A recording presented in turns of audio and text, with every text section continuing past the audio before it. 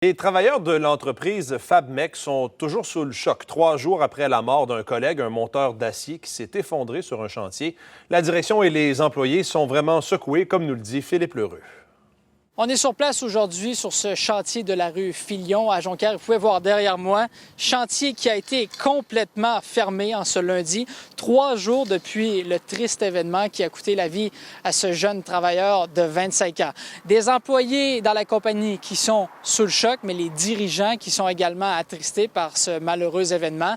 Nous en avons rencontré quelques-uns derrière la caméra puisqu'ils voulaient respecter la famille du défunt, mais ils nous disaient qu'un programme d'aide avait été implanté aujourd'hui pour le retour au travail afin d'aider ses collègues qui ont dû assister à ce triste événement vendredi dernier. Pour vous rappeler, c'est un jeune travailleur de 25 ans, un monteur d'acier qui était ici sur le chantier en train d'effectuer une tâche de boulonnage et c'est alors qu'il était dans une nacelle en hauteur qu'il s'est senti étourdi. Lui et son collègue ont donc décidé de redescendre et c'est à ce moment qu'il se serait effondré au sol.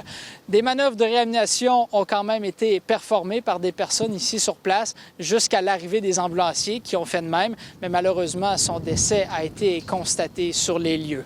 Pour l'instant, il est trop tôt pour connaître la raison exacte du décès. La CNSST qui a ouvert une enquête immédiatement après l'incident qui nous disait que la thèse du coup de chaleur était toutefois analysée puisque, je vous le rappelle, vendredi dernier, un record de chaleur a été battu ici à Saguenay, l'humidex qui indiquait un maximum de 46 degrés Celsius en après-midi.